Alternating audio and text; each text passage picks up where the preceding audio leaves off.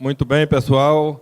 Vamos agora para uma apresentação um pouco dinâmica, para trazer todo o nosso conhecimento de fertirrigação para o campo, para o nível do agricultor. Existe muita ciência por trás, mas vamos facilitar o entendimento. Na verdade, antes de mais nada, eu queria dizer para a organização do evento, fiquei muito contente com o convite. O professor André, da Universidade de Uberaba, me fez o convite, eu agradeço bastante, e vamos em frente. Bom, na realidade, vamos falar hoje sobre 100% da nutrição via fertirrigação. A tradição do cafeicultor é migrar do adubo convencional para os adubos solúveis, para otimizar a nutrição via fertirrigação. Entretanto, não existe tradição nisso. Na maior parte dos casos, boa fração da nutrição continua convencional, mesmo com o sistema de irrigação funcionando, tudo certo. Onde está o limitante? Na tradição ou na falta de conhecimento da equipe de campo? Nossos técnicos e agrônomos de campo ainda sentem uma certa insegurança em fazer 100% de fertirrigação. Bom, como falei, será uma palestra bem dinâmica, com informações muito curiosas. Primeiro, queremos fazer com que o nosso cafezal fique bem carregado para trazer um sorriso para vocês de felicidade e produtividade. Se a nossa intenção é atingir 50 sacas de produtividade, a sugestão é ter um nível de nitrogênio em 220 quilos. Isso é uma ordem de grandeza. Se o seu solo for mais arenoso, vai gastar mais. Se for mais argiloso, vai gastar menos, porque o solo retém boa parte da nutrição. Um solo de textura média vai gastar nesse patamar. E a mesma coisa para fósforo, potássio, cálcio, magnésio. Essa é uma ordem de grandeza para um solo de textura média. Se for para um solo mais arenoso, podemos estimar que vamos gastar uns 30% a mais. Se sua estimativa de produtividade for 70 ou até 90 sacas, vamos gastar mais nutriente. Então, essa tabelinha é só uma tabelinha de referência. Quando falamos de fertirrigação via gotejamento, o gotejo num solo arenoso vai levar o bulbo molhado para a profundidade muito rápido. Então, não é bom fazer uma fertirrigação durante muito tempo. Temos que fracionar as regas. Se o solo for argiloso, o bulbo molhado se expande e não tem problema. Então, o tempo de rega não precisa ser fracionado, pode-se fazer tudo de uma só vez. Então, é bom a gente ter uma ideia para melhor manusear a irrigação. Uma vista lateral de um perfil de solo. Nós temos o bulbo molhado que está se formando. Depois de um certo tempo de irrigação, o bulbo vai se encontrar e fazer uma mancha úmida contínua. Já chegou, um bulbo encontrou com o seu vizinho e deu sequência. Quando a irrigação é gotejamento, nós temos o fenômeno de ter água e oxigênio no solo. Ao mesmo tempo que o gotejo traz água, ele não expulsa o oxigênio do bulbo molhado. E a presença de oxigênio é fundamental para a vida microbiana, que vai ajudar a manipular tanto matéria orgânica como nitrogênio no solo para disponibilizar para as raízes. Aqui fazendo uma breve comparação, como uma lupa para aumentar como ficam as radicelas num gotejamento contra é área com aspersão. Tem muito mais radicelas no gotejo, exatamente pela aeração das raízes. Qual é a melhor receita de bolo? Aí o pessoal diz, receita de bolo? Desde que existe adubação, vem a empresa de adubo, a empresa de semente, a empresa de defensivo, a empresa de qualquer insumo e dá uma receita. Eu tenho a receita da adubação para a sua lavoura. Qual é a melhor receita de bolo? Você vai recomendar quilograma por hectare? Que outra opção nós temos? Grama por planta? Grama por metro cúbico?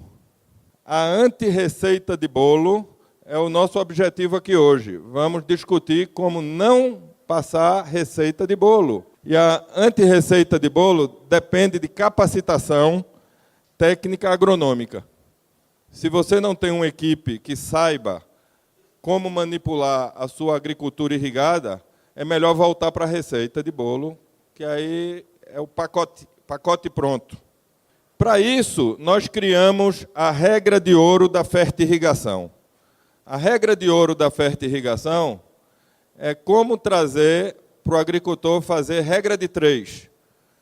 Ele sabe que 100 gramas de qualquer adubo solúvel, ao aplicar em 1.000 litros de água irrigada, 1 metro cúbico, então 100 gramas por metro cúbico, a garantia do fertilizante que está na sacaria do adubo vem em percentagem. E nós vamos transformar em ppm.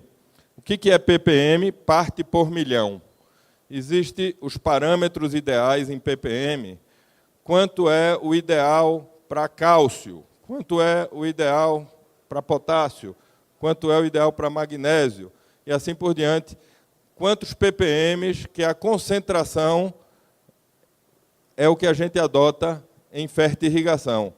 Então, vamos passar a garantia da fórmula de percentagem para ppm.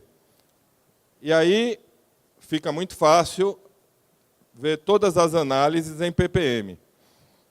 Vamos em frente. Se a gente sabe que 100 gramas por metro cúbico, já estamos com todo o nosso fertilizante em ppm, vamos dar mais tarde alguns exemplos aqui durante a apresentação do uso dessa regra de ouro da fertirrigação. Bom, a ferramenta principal para manejo chama-se extrator de solução do solo, que optamos por trabalhar em 3 profundidades. Você escolhe as 3 profundidades ao seu critério. O importante é que as 2 profundidades superiores são, as 2 de cima, são para manejo. E a 3ª profundidade é a sua segurança que não lixiviou o produto por excesso de irrigação. Ou, se não for por irrigação, numa eventual chuva. Se choveu, lavou os nutrientes, o tubo profundo vai ter maior condutividade elétrica. Aí, pegando o gancho do que o professor Lira já introduziu sobre condutividade elétrica na palestra anterior, o que é condutividade elétrica para uso na agricultura irrigada? Primeiro, eu considero que condutividade elétrica é a alma da fertirrigação. Será que fertirrigação tem alma? É o condutivímetro que vai medir. Nós sabemos que água pura, ou água de laboratório, água destilada, a condutividade elétrica é 0. Ela não tem nada dissolvido dentro dela, é só água.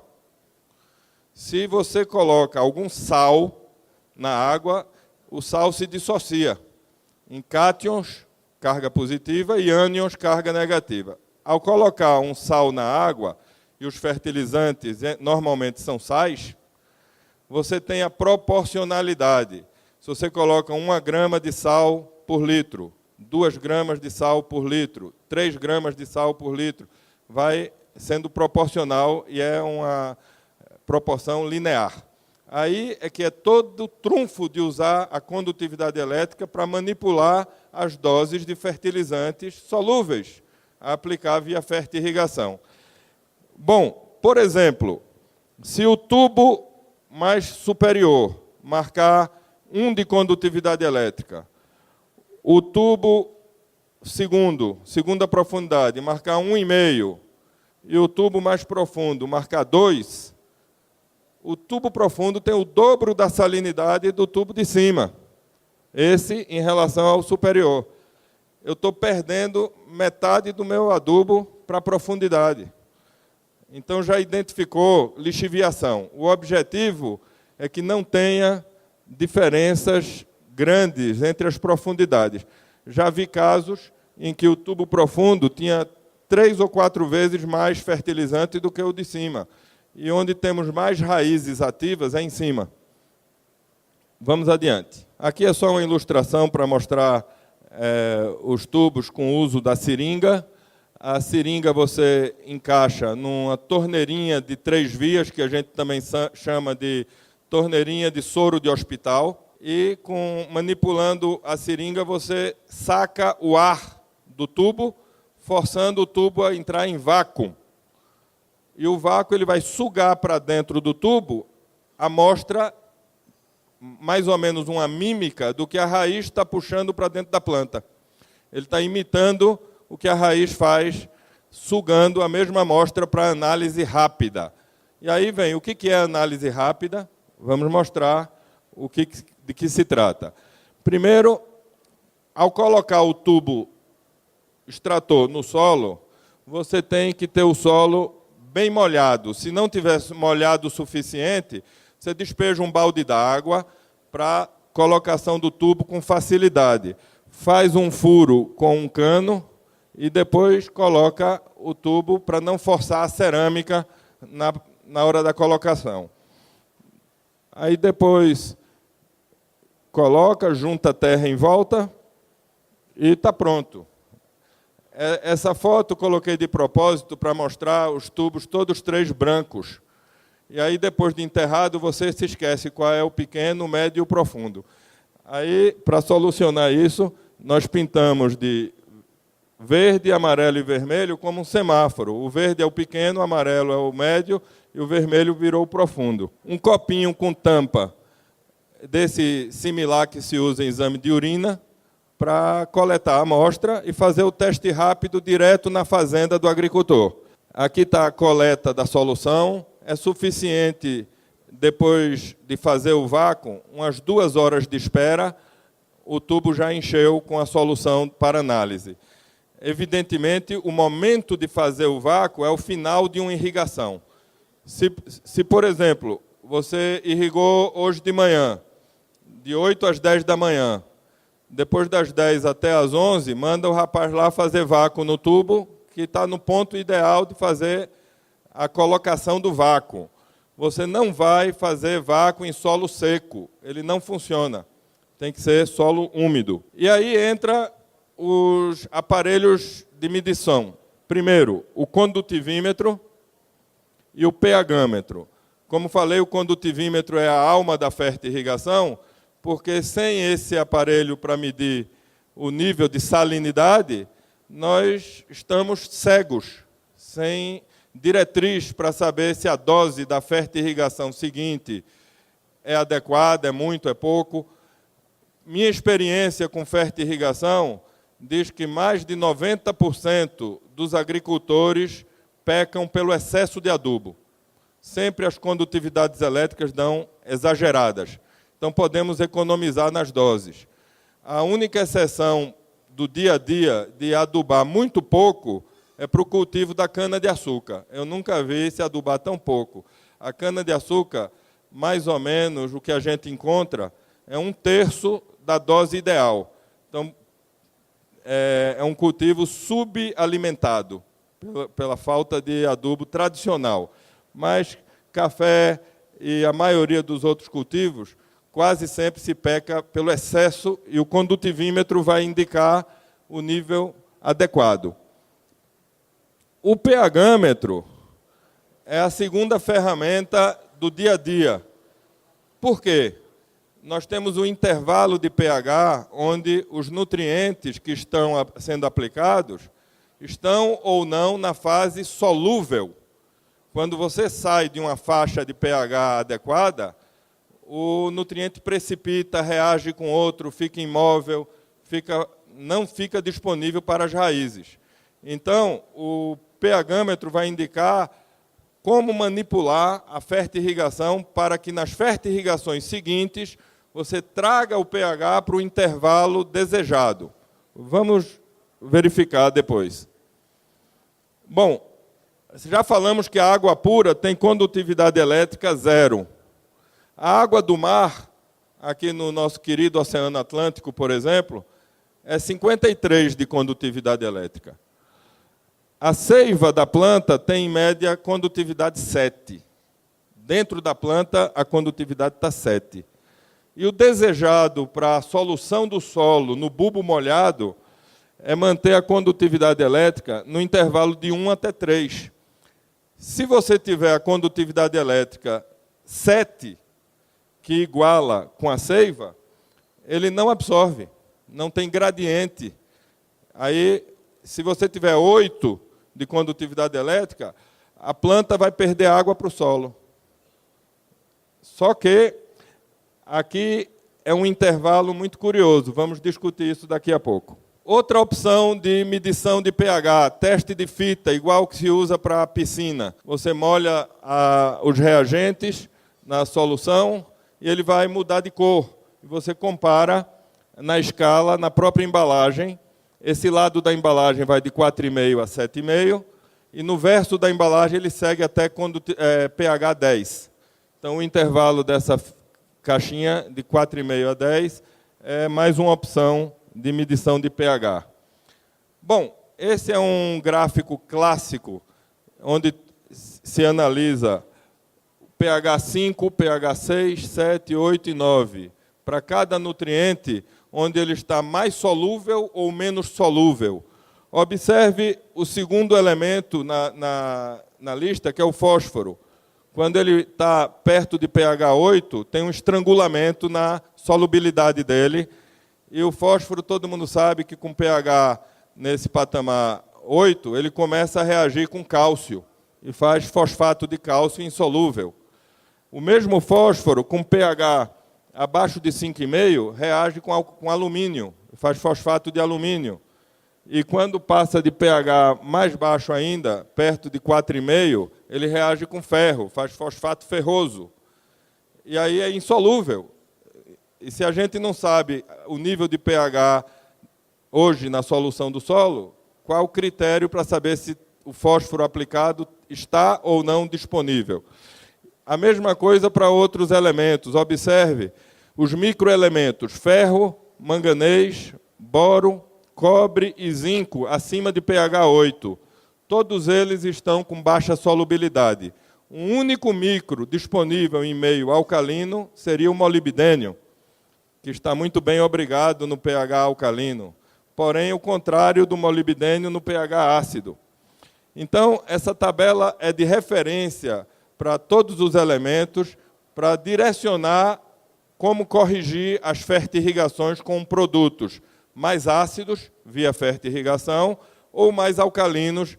O objetivo é manter, no mínimo, 5,5 e, no máximo, 7,5. Então, 5,5 a 7,5 é o intervalo que todo mundo gosta para todos os nutrientes estarem com uma disponibilidade adequada. Teste rápido para nitratos e nitritos. Vamos primeiro falar do nitrato. A fita colorimétrica tem 2 reagentes. O da extremidade é o nitrato, e o segundo reagente, que aqui está branco, seria nitrito. O nitrato é nutriente, o nitrito é tóxico para a planta. Mas primeiro vamos falar do nutriente nitrato. A escala está na própria embalagem, vai de 0 a 500 ppm, por isso que eu quero transformar percentagem em ppm, usando a regra de ouro da fertirrigação. 100 gramas do fertilizante comercial, aplicado em cada metro cúbico de irrigação, o percentual da fórmula vira ppm. E o teste já está em ppm. Então, o nível de nitrato ideal para café, vamos ver daqui a pouco. Essa ferramenta aqui, que é um teste que leva 1 minuto, você mergulha os reagentes dentro do copinho que sugou do campo com a seringa, põe num copinho e mergulha uma fita. Esses kits vêm com 100 fitas. Você tira uma, tampa, e a fitinha que ficou do lado de fora mergulha por 2 segundos dentro da solução. 2 segundos, depois retira a fita por 1 minuto do lado de fora. Após 1 minuto, estabilizou a coloração e você compara na escala, na própria embalagem, para ter uma ideia do nível de nitrato disponível. Evidentemente que para uso do agricultor é suficiente esse nível de escala, que ele pula de 25 para 50, de 50 para 100, de 100 já dá um salto para 250.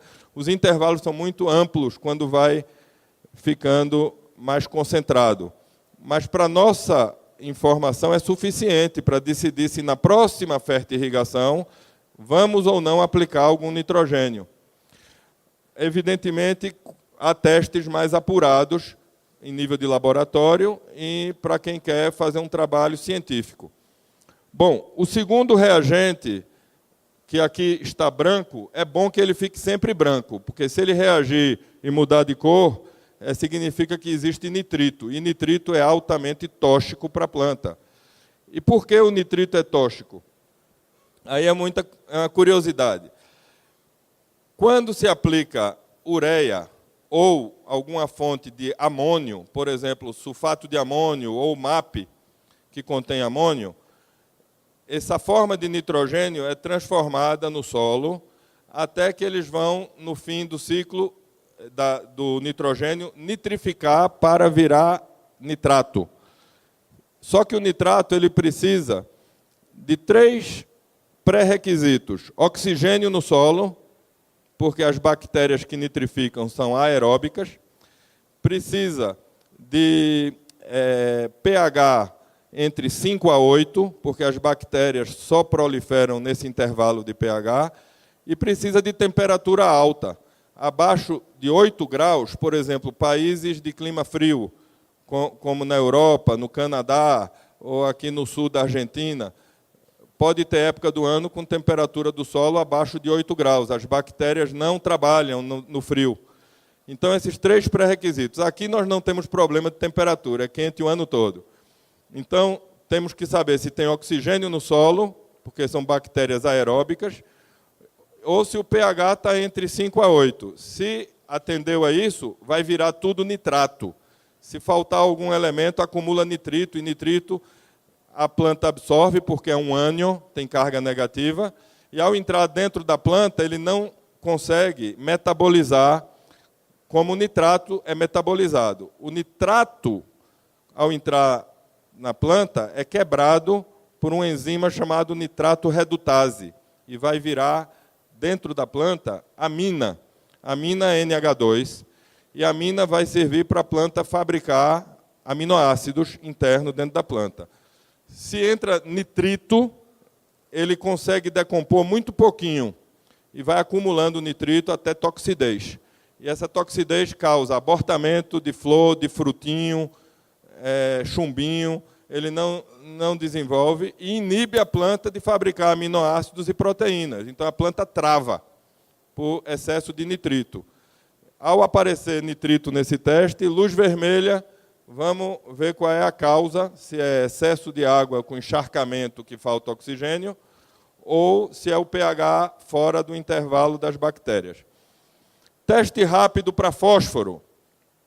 Eu não vou descrever o teste, mas existe um passo a passo de fazer o teste. Só entenda que é um teste que leva entre 1 minuto, 1 minuto e meio, está pronto o teste. Ele usa aqui no tubinho o reagente, tira uma foto, uma fita do recipiente, mergulha na solução que veio do campo, e ele muda de cor, você compara a escala de 0 a 100 ppm, novamente ppm.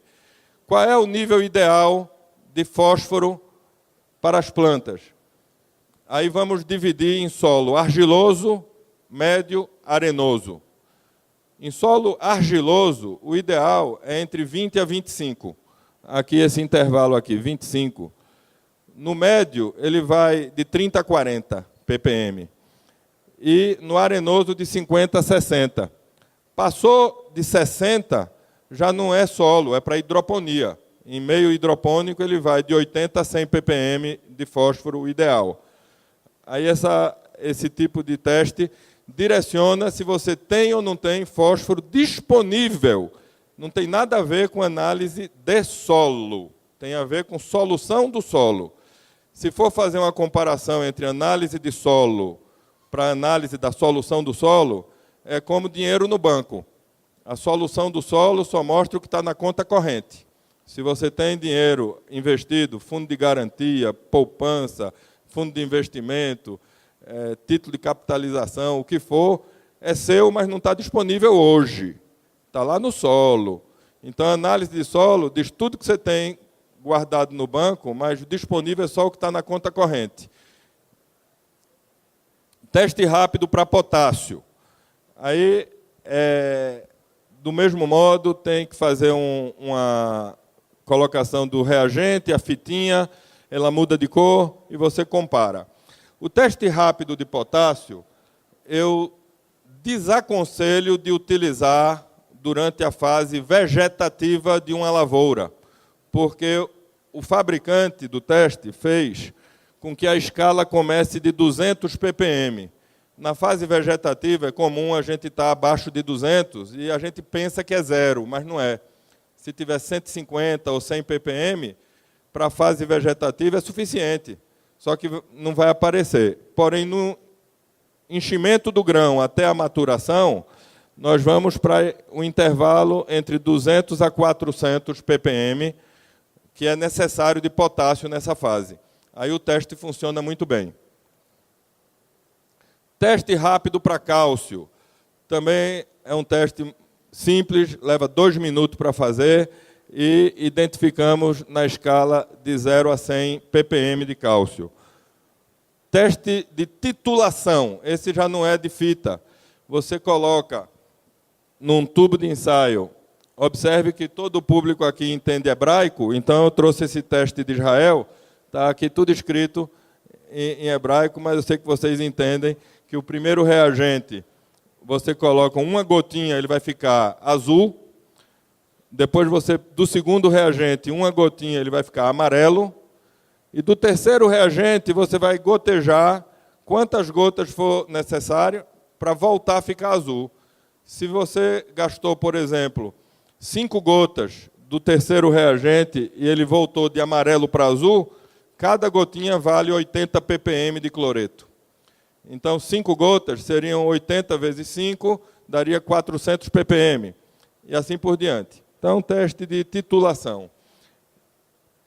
Bom, aqui nós vemos o seguinte. Qual a relação entre ppm que usamos nos testes com percentagem? Sabemos que 1 ppm é uma parte em 1 milhão. Percentagem é uma parte em 100. Tirando os 2 zeros do 100 do milhão, a diferença dá 10 mil. Então, podemos afirmar que 1% é igual a 10 mil ppm. Quando dizemos 0,1%, é a mesma coisa que dizer 1000 ppm. Aí fica número fracionado, quando trabalha em percentagem, não é muito gostoso de falar 0,01, 0,02. É melhor falar 100 ppm, 200 ppm. Então, a gente sabe agora que 1% vale 10 mil ppm e ficou fácil trabalhar em ppm. Voltando para a regra de ouro da fertirrigação que falamos no início. Sabemos agora que um adubo comercial, que está em percentagem na sacaria, quanto é que ele tem de nitrogênio, de fósforo, de potássio, de cálcio, etc. 100 gramas desse adubo, ao aplicar em 1000 litros de água, virou ppm. Agora, uma crítica que eu quero falar agora para todo o pessoal que mexe com irrigação é que acostumamos os agricultores a não trabalhar volume, e sim irrigação por tempo. 2 horas de irrigação nesse setor, 3 horas de irrigação no outro setor. Então, trabalhamos tempo. É importante para esse método funcionar saber que, ao longo daquele tempo, quantos metros cúbicos foi irrigado na parcela. Então, precisamos saber a vazão de cada gotejador, quantos gotejadores por área, multiplicar, saber que 1 hora de funcionamento daquele sistema vai gerar 20, 30 ou 40 metros cúbicos. A partir do instante que você sabe quantos metros cúbicos, podemos usar a regra de ouro da fertirrigação. Um exemplo com um fertilizante que todo mundo conhece, ureia. Um mero exemplo, podia ser qualquer outro fertilizante. Sabemos que a ureia tem, em percentagem, 45% de nitrogênio. Se eu quero aplicar 100 gramas de ureia em 1 metro cúbico de irrigação, em cada gotejador vai sair 45 ppm de nitrogênio.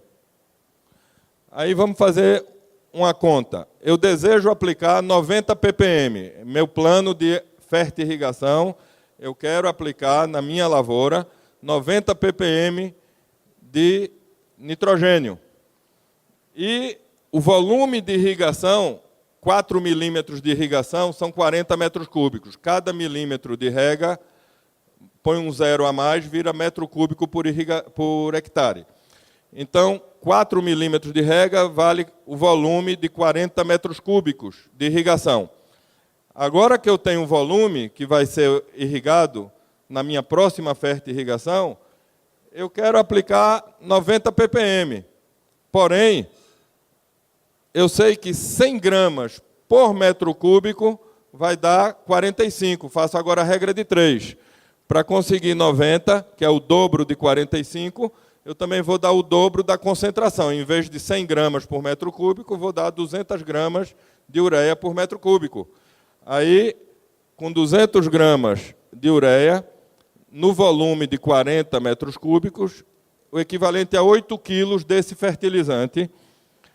200 gramas vezes 40 metros cúbicos são 8 quilos de ureia. Em cada gotejador saiu 90 ppm de N, nitrogênio. Vamos fazer um outro exemplo com potássio. O potássio, nós sabemos que tem 60% de K2O no cloreto de potássio. Se eu vou usar cloreto de potássio, mas eu quero aplicar 300 ppm, a regra de 3 é que 100 gramas por metro cúbico vai sair 60 ppm. Para sair os 300 que eu desejo, eu vou aplicar 5 vezes mais. Então, a regra de 3 nos dá 500 gramas de cloreto de potássio para cada metro cúbico. Se a irrigação for de 3 milímetros, são 30 metros cúbicos nesse exemplo. Então, eu vou aplicar 500 gramas vezes 30 metros cúbicos naquela parcela, o que dá 15 quilos de cloreto de potássio, e em cada gotejador saiu 300 ppm de K2O. Só que o teste de fitinha não mede K2O, ele mede K puro, o elemento potássio. Aí, para converter K2O em K puro, você multiplica por 0,83. Mas não importa. Comercialmente, na sacaria, vem K2O. E na fitinha, o teste é só o elemento puro potássio. Aí você faz a conversão. Bom, aqui é só uma planilha de auxílio. Você tem aqui o tubo de 15 centímetros, de 30 e de 45, ao longo do mês, do dia 1º ao dia 31, as 3 profundidades dos tubos extratores de solução do solo, e fica fácil você visualizar se tem ou não tem lixiviação. Se o tubo mais profundo tem mais nutriente do que o tubo mais curto, ao longo do mês, você tem que diminuir a lâmina de irrigação para minimizar a lixiviação. Então, é uma ferramenta de interpretação dos resultados que você vai coletando. E o ritmo de coleta você escolhe. Quer coletar a cada 5 dias, semanal, 10 dias, quinzenal, você vai fazer no seu ritmo. O importante é você ter sempre a sequência de coletas para facilitar a interpretação. E comparamos sempre a coleta atual contra a coleta anterior. Agora, eu sabia que o público aqui, desde que tem saudade das aulas da escola, os que são agrônomos das aulas de química, e os que já fizeram vestibular, aulas para estudar a tabela periódica, e alguns têm muita raiva da tabela periódica, porque decora para fazer prova e depois esquece o que é que estudou. Aí eu, pensando nisso, eu digo, eu vou levar a tabela periódica para mostrar só uma coisa. Aqui dentro dessa tabela tem o segredo da fertirrigação, escondido, está escondido na tabela. Se a gente for procurar aqui, o fósforo pesa 31, o nitrogênio pesa 14, o oxigênio 16, o potássio está aqui 39, o cálcio pesa 40. E aí pescamos dentro da tabela o peso molecular de cada elemento relevante para os fertilizantes. Aí vamos fazer uma brincadeira. O que é que nós queremos, de fato, com essa tabela? Só isso aqui. Saber que o nitrogênio é 14, o oxigênio é 16. Então, quanto pesa um nitrato que tem um nitrogênio e 3 oxigênios? Ele tem o 14, mais 3 vezes 16 do oxigênio dá 48, chegou a 62. O peso de um nitrato é 62. O nitrato, ele, na química, ele tem uma valência, uma carga negativa. Então, o peso eu divido por 1, é ele mesmo. Qualquer número dividido por 1 é o próprio peso. Então, afirmamos que um equivalente de nitrato é 62 ppm. Vamos trabalhar em ppm, só para ficar a mesma linguagem do que a gente usa em fertirrigação. Então, qual é o dobro de 62? 124. São 2 equivalentes de nitrato, se der 124 ppm. O que é que a gente quer falar sobre número de equivalentes de nitrato? Agora eu vou fazer uma afirmação aqui. Um equivalente de qualquer coisa na química tem o poder de salinizar no condutivímetro 0,1.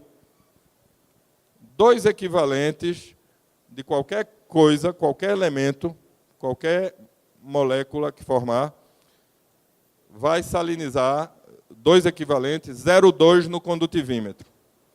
10 equivalentes vai salinizar 1 de condutividade elétrica. 15 equivalentes vai salinizar 1,5 de condutividade elétrica. Aí já começou a ficar interessante saber que na tabela periódica eu posso usar o nosso famoso condutivímetro, que é a alma da fertirrigação. Vamos ver outro elemento fora o nosso nitrogênio formando o nitrato. O cloreto, ele pesa 35. Arredondamos para 35, que na verdade é 35,5. O 35 de cloreto é um equivalente, ele é monovalente, divide 35 por 1, é o próprio 35. 350 ppm de cloreto contribui no condutivímetro com 1. 35 contribui no condutivímetro com 0,1. Então, sabemos agora quanto o elemento cloreto vai contribuir na salinidade. Potássio, 39 na tabela periódica, também é monovalente, só tem uma carga positiva, é um cátion. Já estão chamando aí a polícia. Bom, o 39 ppm de potássio, se der 390 no teste de fitinha, é 1 de condutividade elétrica. Se deu só 39, é 0,1. O cálcio pesa 40, só que aí muda tudo. Ele é bivalente, eu tenho que dividir o peso dele na tabela periódica. Ele tem 2 cargas. Divide por 2, o equivalente dele é 20. Se o teste de cálcio deu, por exemplo, 80 ppm, são 4 equivalentes de cálcio. Significa que o cálcio contribuiu dentro da condutividade elétrica com 0,4. Aí eu vou jogar aqui para vocês uma mentira. Mentira é muito bom, porque a gente fala, o pessoal logo vai pegar. Quando eu digo condutividade elétrica 1, eu tenho 10 equivalentes, verdade ou mentira? 1 de condutividade elétrica, 10 equivalentes. Aí é que é a falsa verdade, porque não é. Quando eu tenho um equivalente, eu tenho 10 equivalentes de cátions e outros 10 equivalentes de ânion. Então, 1 de condutividade elétrica, eu tenho que ter 20 equivalentes. só que metade é cátion, metade é ânion. Se eu tenho 1,5 de condutividade elétrica, são 15 equivalentes de cátions e outros 15 equivalentes de ânions. Aí vai ter carga positiva, carga negativa. Vamos ver como isso funciona. Aqui resumimos numa frase que a condutividade elétrica de 1, nós chamamos milisiemens por centímetro ou decisiemens por metro. Condutividade elétrica de 1 é uma medida de salinidade. E o sal, qualquer sal que você usa, os adubos são sais, ao dissolver na água, ele infiltra e aquele sal tem uma força de segurar a água no solo. A raiz quer puxar a água para dentro da planta e o sal segurar no solo. Quem é mais forte? A raiz de puxar a água para dentro da planta ou o sal de segurar a água no solo? A medida é a seguinte: para cada 1 de condutividade elétrica, a força de retenção da água no solo é de menos 0,3 atmosfera. Ou seja, 2 de condutividade elétrica vai fazer uma força contrária de menos 0,6. É proporcional. E quando nós chegamos a 7 de condutividade elétrica, a força de retenção é tão grande que iguala ao valor da seiva dentro da planta. Já falamos disso antes. Agora, se nós mantivermos a condutividade elétrica 1, 1,5, 2, 2,5, está dentro do intervalo que a planta consegue puxar água para dentro da planta com facilidade. Se passar de 3, 4, 5, ele vai ter dificuldade de puxar água. E a conta é essa: cada unidade de condutividade elétrica cria uma força contrária às raízes de menos força contrária negativo, de menos 0,3 atmosfera. Agora vamos sair para o campo. Vamos colocar uma planta nossa no campo e vamos comparar 2 lavouras, uma com pouca salinidade, condutividade 1, 1,5, e outra com alta salinidade, condutividade elétrica 4,5, 5. Quando chega 8 horas da manhã, o sol bate, a folha abre os estômatos, que são os poros, para transpirar, e ao perder água, ela vai puxar água nova, desde que a condutividade elétrica no solo permita você puxar água com facilidade. Quando chega 9 da manhã, 10 da manhã, 11 da manhã, o sol vai esquentando e a transpiração só aumenta. Não se esqueça que estamos num país de clima tropical. Pode passar de 30, 35 graus com facilidade nesse horário. Então, a transpiração passa a ser muito intensa. Se não tem facilidade de capturar água nova da raiz, porque exageramos na adubação, vai criar, nesse horário de 10, 11 horas da manhã, um déficit hídrico. O que é que acontece com a nossa planta com déficit hídrico? Transpirou mais do que consegue repor. Ela imediatamente, por defesa, fecha os estômatos. Ao fechar os estômatos, ela se defendeu para não perder muita água. Em compensação, ela parou de fazer o quê? Pronto. Se nós, por excesso de adubação, não deixamos nossas plantas fazer fotossíntese, nós somos incompetentes de manusear um sistema de irrigação.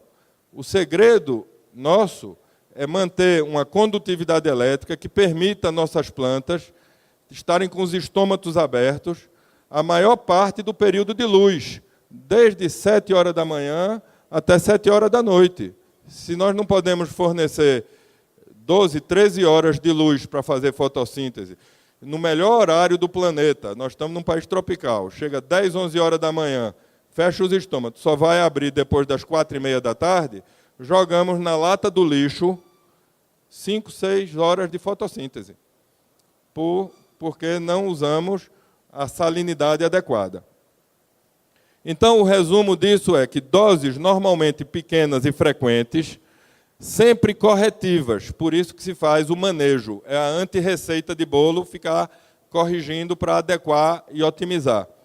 Então, sempre corretivas, baseada nas informações coletadas nos extratores de solução do solo, visando obter otimização nutricional. Otimização nutricional é não o máximo que a planta produz, mas o que dá o melhor custo-benefício.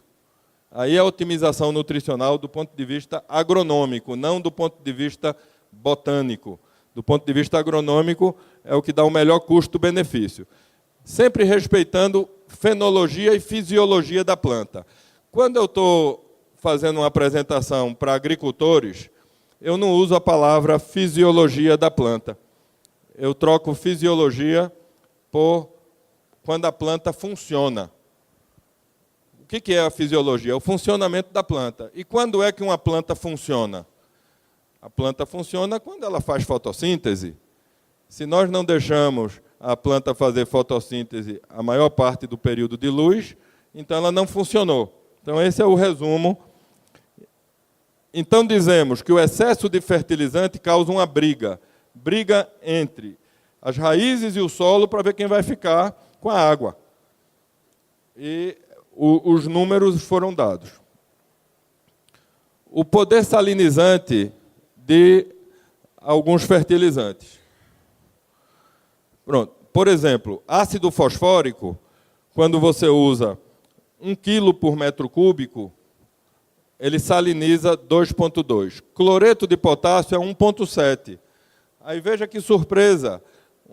Um produtor disse, eu uso sulfato de potássio exatamente porque o cloreto saliniza. Eu digo, saliniza igual. Ambos dão 1,7. Cloreto e sulfato de potássio têm o mesmo poder salinizante, na dose de 1 kg por metro cúbico. E assim por diante. Depois vocês vão ter cópia da palestra no site, então não precisa ficar decorando, anotando o poder salinizante dos fertilizantes. Nós dizemos que a condutividade elétrica ela é proporcional até condutividade 7. Ou seja, se a condutividade elétrica é 1, são 10 equivalentes de cátion, 10 de ânion.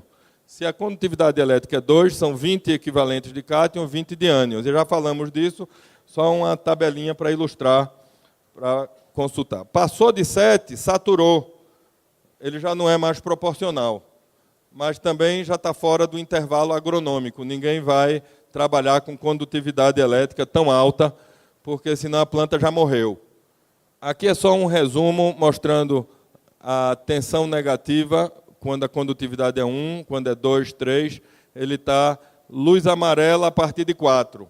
Já é bronca séria a partir de 4. E luz vermelha, com condutividade 5, 6 e 7, a planta vai estar sempre estressada por excesso de adubação. Bom, esse próximo quadro é só um exemplo, considerando uma condutividade elétrica 2, só um modelo, não é recomendação.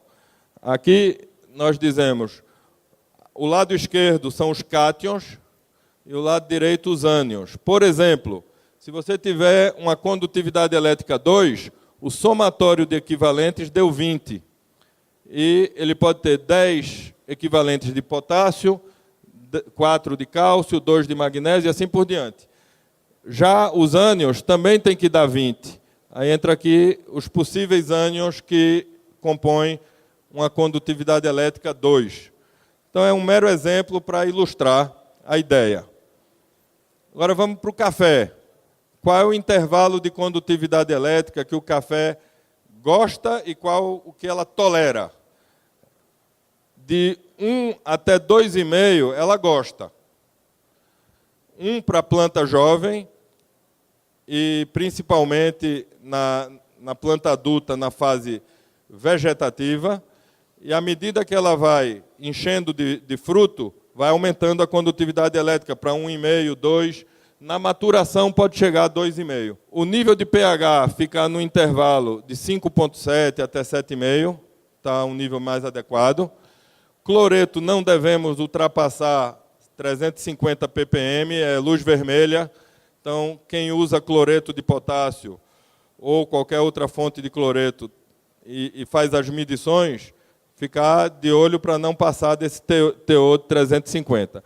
Os intervalos para nitrato, fósforo, potássio e cálcio estão aqui. Esse pacote são referências e, evidentemente, precisamos, no futuro, aperfeiçoar essa referência. Isso aqui não é uma referência definitiva, mas dá um indicativo para quem quiser começar com fertirrigação, para ter um parâmetro inicial. Evidentemente, depois podemos fazer detalhadamente, por fase fenológica, por variedade, por tipo de solo, varia um pouco, mas não estaria errado seguir aproximadamente esses patamares. Aqui também é uma ilustração, só mostrando, por exemplo, se estamos na florada, devemos manter a condutividade elétrica nesse intervalo de 1 até 1,2. Se passou para chumbinho, já aumentou um pouco. Frutificação vai de 1,5 até 2,5 ao longo do enchimento do grão. Fez a colheita, suspende. Nova fase vegetativa, volta para 1,5 ou até 1,2. Então, é uma ordem de grandeza que a gente está sugerindo para se fazer nível de fertirrigação em café. Se tiver abaixo de 1, 0,8, 0,7, 0,6 de condutividade elétrica, a mensagem é que a planta vai passar fome. É o que eu comentei, é muito comum encontrar níveis muito baixos em cana-de-açúcar. O pessoal aduba tão pouco que cana-de-açúcar está sempre passando fome. Café já é o contrário, o pessoal aduba demais. E o nosso objetivo é que eles entrem dentro dos intervalos por fase fenológica. Então, resolvemos pedir licença a Einstein e criamos a teoria da dupla relatividade para a fertirrigação. Porque todo tipo de análise tradicional, como análise de solo ou análise foliar, normalmente se faz uma coleta por safra. Então, o parâmetro de comparação não é relativo, é absoluto, é só uma coleta. Então, nas fertirrigações, fazemos várias vezes ao longo do ciclo. Nada melhor do que comparar a coleta atual contra a anterior, a da semana que vem contra a semana atual. Então, tem que ser relativa.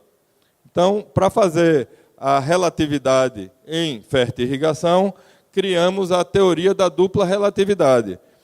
E essa teoria, dizemos que não existe valor absoluto. Tudo é comparar a coleta do que está disponível hoje contra a coleta anterior. Identificar a condutividade total da solução do solo, identificar a contribuição dos principais nutrientes na CE em ppm e em equivalentes. Se você sabe, em ppm é só ver quantos equivalentes daquele nutriente contribuiu na condutividade elétrica. E ao identificar isso, no intervalo de X dias, eu botei X porque poderia ser a cada 5 dias uma amostra, a cada semana, você escolhe o intervalo das coletas. E repetir para identificar o delta. Quanto de potássio eu tenho hoje contra o potássio da semana passada? Quanto era a condutividade elétrica total hoje contra a da semana passada? Quanto era o cálcio? E assim por diante. Cada elemento, você compara ele contra ele mesmo, e ele quanto ele contribuiu na condutividade elétrica. Por isso que é duplamente relativo. O elemento cálcio contra cálcio no intervalo de uma semana. E quanto o cálcio contribuiu na condutividade elétrica semana passada e quanto ele contribuiu na semana atual. Por isso que é duplamente relativo. Não existe nada em fertirrigação absoluto.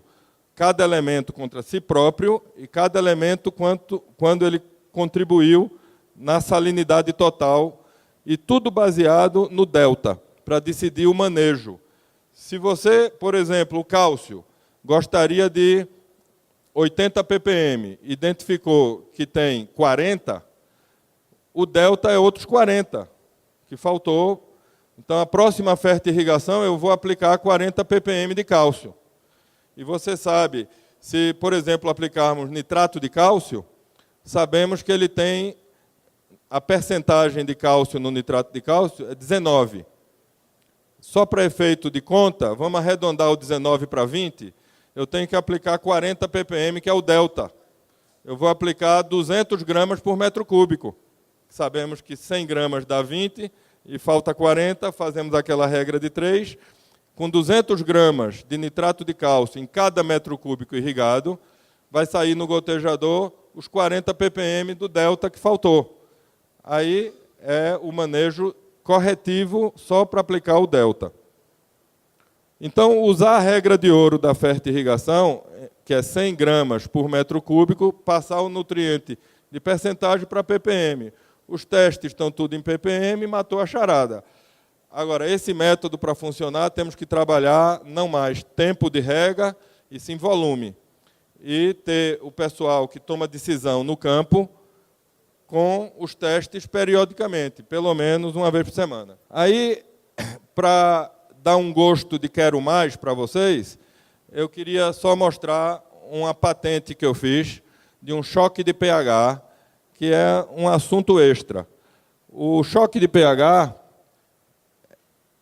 foi patenteado baseado no fertilizante foliar para controle de pragas e doenças. É rápido, só para mostrar.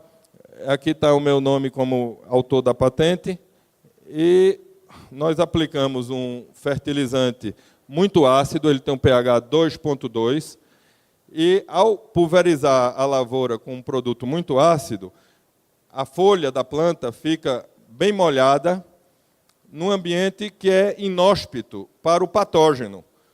Fungo, bactéria, larva de inseto, ácaro, o ovinho do inseto, eles estouram e morrem por diferença de pH. Aqui é uma lavoura de tomate cereja, em que esse agricultor tinha 10 estufas e ele pulverizava com todo tipo de pesticida, 9 das 10 estufas. Na 10ª estufa eu pedi para ele usar o produto que eu mostrei anteriormente, que é esse aqui, produto Pecacide, com pH ácido. E aí a planta ficou totalmente limpa, os patógenos não aguentaram o pH ácido. E o que é o produto? Fósforo e potássio, nutriente. Então, aqui é um outro agricultor que estava atacado por mosca minadora, a planta toda atacada, com as larvinhas da minadora. E aqui, o talhão do lado, ele aplicou um produto ácido. Aí eu patenteei o choque de pH entre o ácido e o alcalino para controle fitossanitário sem ser agrotóxico. É um tema novo que estamos fazendo. As abelhas são tolerantes. E como funciona o choque do pH? O pH 7, ele é um pH neutro. O pH 7 é neutro, o pH 6 ele tem 60 milivolts, porque pH mede voltagem. O pH 5 mede 120 milivolts. Cada unidade de pH que fica ácido gera uma voltagem. E para o alcalino, a voltagem é negativa. pH 8 é menos 60, 9 é menos 120. E uma célula biológica, por exemplo, o esporo de um fungo ou um ovinho de inseto, ele tolera uma diferença de pH até 3 unidades. Ou seja, o delta pH cria um gradiente elétrico. Até 3 é normal, que dá 180 milivolts. Passou de 180 milivolts por você aplicar um produto mais ácido ou aplicar um produto mais alcalino, mata o patógeno por romper a membrana biológica dele. Há uma plasmólise. Então, esse foi o tema da patente. Fizemos um ensaio na Universidade da Califórnia, em Davis. A testemunha tinha 52 de severidade de doença. Nesse exemplo aqui foi para oídio. 6 aplicações do ácido baixou para 5. 6 aplicações do básico baixou para 1. E os demais foi revezamento entre ácido e básico, com intervalo semanal de aplicação. E o gostinho para encerrar a nossa brincadeira é o lançamento da nova tecnologia da bandeja mágica. Essa bandeja mágica é um coletor de orvalho em que a planta cresce aqui dentro e ele coleta a água do orvalho durante a madrugada. Observe essa planta. De madrugada vai gotejar e vai infiltrar pela bandeja, e debaixo da bandeja vai ficar a água que foi coletada durante a madrugada. De manhã cedo ele não consegue evaporar. Aí ele condensa e volta para o solo. Debaixo da bandeja é 10 a 12 graus Celsius mais suave. A temperatura do solo é mais amena. Então nós temos umidade 365 dias do ano pelo orvalho. Temperatura suave num país tropical é relevante. As raízes agradecem estar num ambiente fresquinho, na sombra e com temperatura suave. Aí aqui uma planta de 3 anos de idade com a bandeja e 3 anos de idade sem a bandeja, o mesmo gotejador passando entre eles. Se estima, em média, num solo de textura média, 40% de economia de água. Então, se você vai irrigar 40% menos, tem também grande economia de energia elétrica no sistema. Aqui é um pomar de manga, com bandeja e sem bandeja, com 1 ano de idade. Aqui é uma plantação de mogno, essa plantação com a bandeja e sem a bandeja, no sequeiro, essa sem irrigação. A planta com a bandeja não tem estresse hídrico nunca, e o vigor da planta é outro. Aqui para melancia, com bandeja e sem bandeja, ambos irrigados. E eu fui falar para o inventor da bandeja, que é um israelense, que desenvolveu esse método, que ele não sabe o que ele inventou. Ele disse, eu sei, eu inventei uma bandeja para economia de água. Eu digo, você que pensa, você criou um microclima ideal para o adubo de liberação lenta e controlada. Porque o que é dentro desse saquinho? Um adubo que vai durar 6 meses. E o que ele quer é umidade, sombra e temperatura suave, o que ele criou debaixo da bandeja. Aí nós fizemos o saquinho poroso, e o saquinho você coloca por debaixo da bandeja e vai para casa. 6 meses depois você levanta a bandeja e põe outro saquinho. Dá 6 meses de autonomia. No cultivo de sequeiro é perfeito. No irrigado e fertirrigado, nós temos que achar um meio termo de fazer o uso da tecnologia e complementar com fertirrigação. Então, esse é o panorama do manejo de fertirrigação e o gostinho para vocês entenderem as novas tecnologias da bandeja e do choque de pH. Obrigado, pessoal. Obrigado, Luiz. Vamos abrir para a palestra. O Sérgio vai caminhar com um microfone e eu caminho com o outro. Vou perguntar, gente. Eu vejo.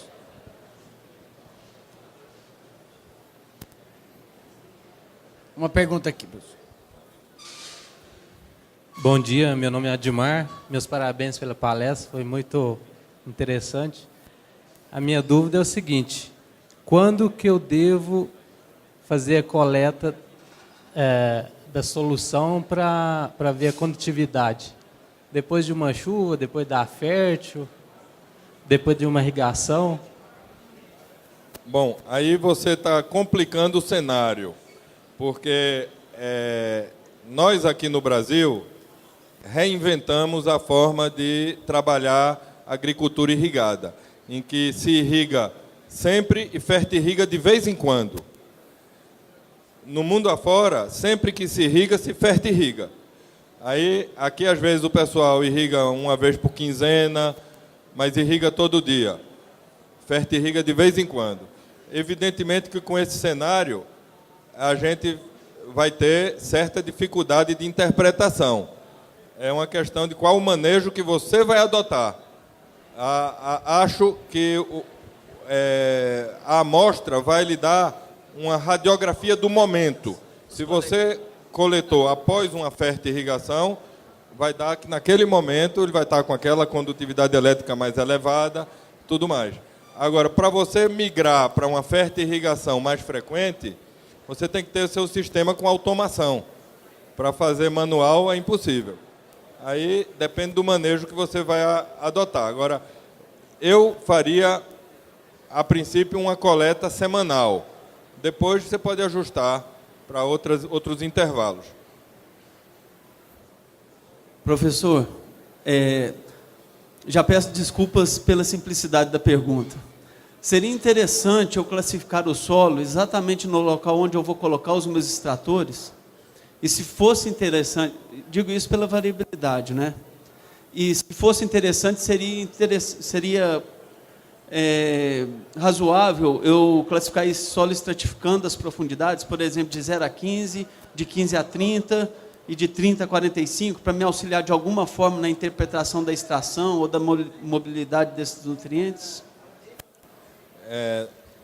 A colocação dos equipamentos tem que ser numa área representativa do seu talhão.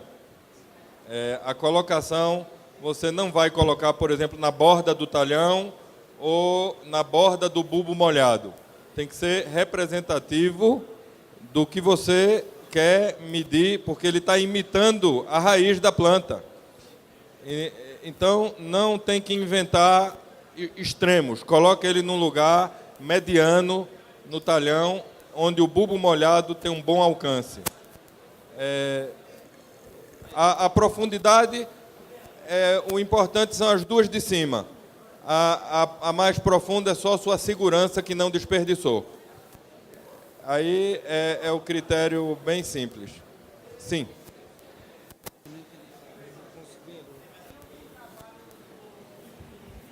Um momento, aqui. Microfone aí para um amigo aqui.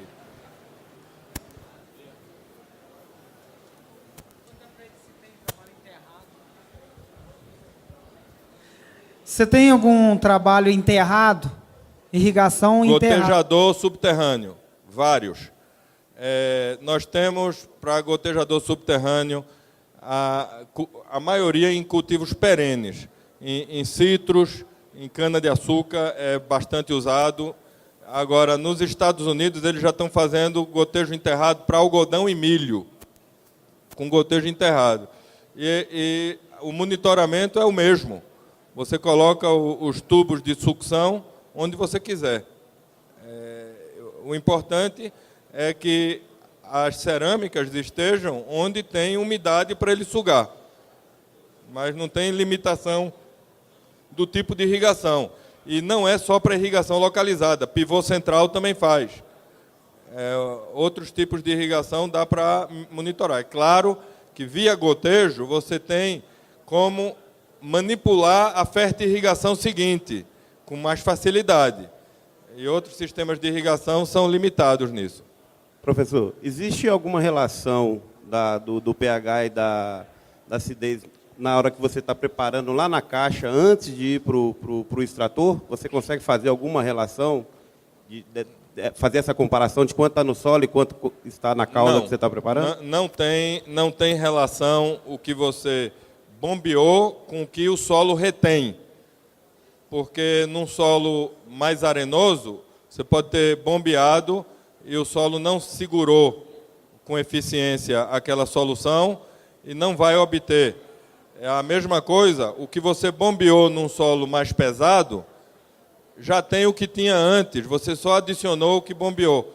O importante de monitorar a condutividade elétrica e o pH no que você está injetando é para não cometer erros grosseiros.